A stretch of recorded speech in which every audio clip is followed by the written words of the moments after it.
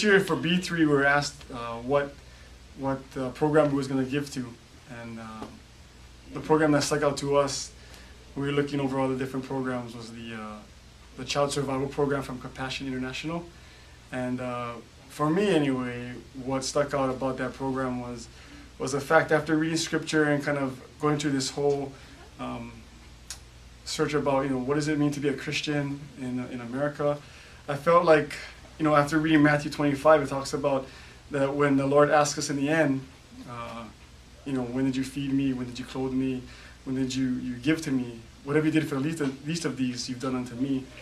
And I felt like, as Christians, that struck me big, because I felt like there's people out there that need help, and this program that we're given to gives help to mothers who are expecting children. And I know from first time we have 2 of our own kids, and that could be the most critical time in someone's life, is the prenatal care. And we felt like we were giving to this program not because we felt guilty about it, but because we felt like this is what the Lord commands us to do in Scripture, is to give to the least of these. And so I felt, after hearing about this program, that we should give these children a chance to live, because you never know who the Lord has put across continents. We may be saving a child that would preach the gospel to millions or thousands. So we felt that was something we should give to is this child's survival program. For me, last year I went on a missions trip, and the year before that, Junior had gone on a missions trip, and we had gone to Hagna, and we met a girl there who she got married while Junior was there, and while I was there, I got to pray with her because the desire of her heart was to have a baby. And later last year she did get pregnant, and then she lost the baby, and that really it really tugged at my heart, because as a mother I just couldn't even imagine losing my child before I even got a chance to hold him or play with him or anything. And here she was, that was the desire of her heart, and she couldn't hold her baby. And if she had the prenatal care and she had certain things, maybe it would have helped.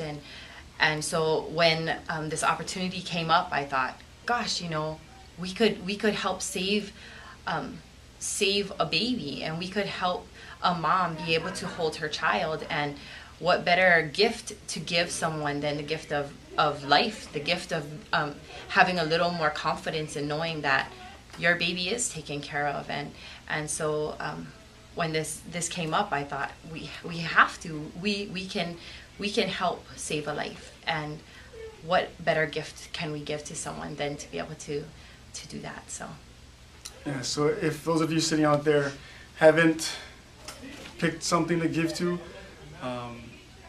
when you read Scripture, what do you find in Scripture? That when Jesus was moved to compassion, that he stuck out his hand and he healed them, or he brought them in, or he gave words of encouragement, or he gave them life. And so I encourage you that if you're moved with compassion, just by hearing this testimony or the other testimonies that you've heard, then just go back there and pick something, and not out of guilt or out of obligation, but because Christ just is an example for us. So if you just have this compassion, and when you see these videos, just go out there and pray, Lord, who should I give to? Because we are in a land of abundance, and the Lord wants us to use that and be good stewards of that. And one way this season is to give to one of these blessings beyond belief projects. So thank you, and God bless.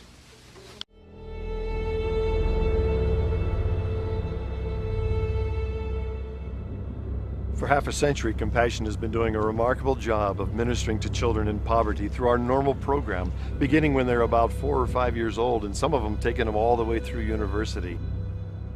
Well, we began to realize that 5 years old is already, in many cases, too late. So many of them are psychologically affected, malnourished. Many of them are not even cognitively developed. These first 5 years are the most vulnerable, risky years of a child's life. Many of the children without intervention are not going to survive.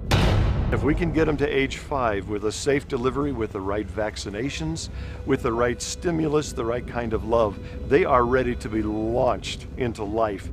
We call it our Child Survival Program. I knew my child was dying, but we were so poor there was nothing I could do about it. I was devastated.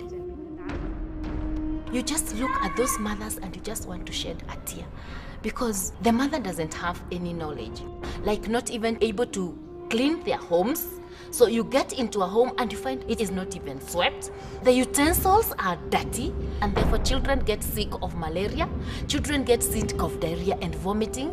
I did not know about boiling water to kill germs or about keeping my house safe for my children. I would wash without soap because I did not know it was wrong. I did not know about balanced diet and therefore my children's health was very bad. They don't have the knowledge. So what do? They just watch as the child is dying. And that's why child mortality is high. Women who are not able to take care of the babies, they simply throw them into the nearby bushes. Last year itself, we found about 11 babies.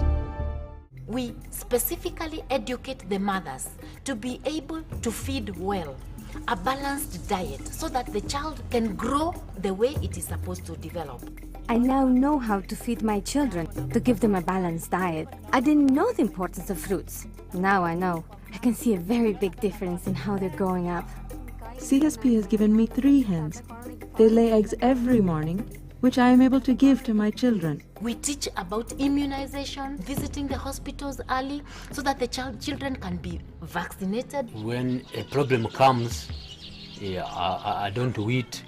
Straight away I go to the hospitals. The program has given me the possibility to learn because mothers in my country are never given this chance. And in the future, not only can I learn more, but I can also teach others. I've seen a change in my son that I have raised with CSP. He's developing, walking, talking earlier than my daughters did. Because of the program, I became a Christian. I was encouraged because I can trust the Lord. There's so much pain in my past, but He gives me the courage so I can go forward.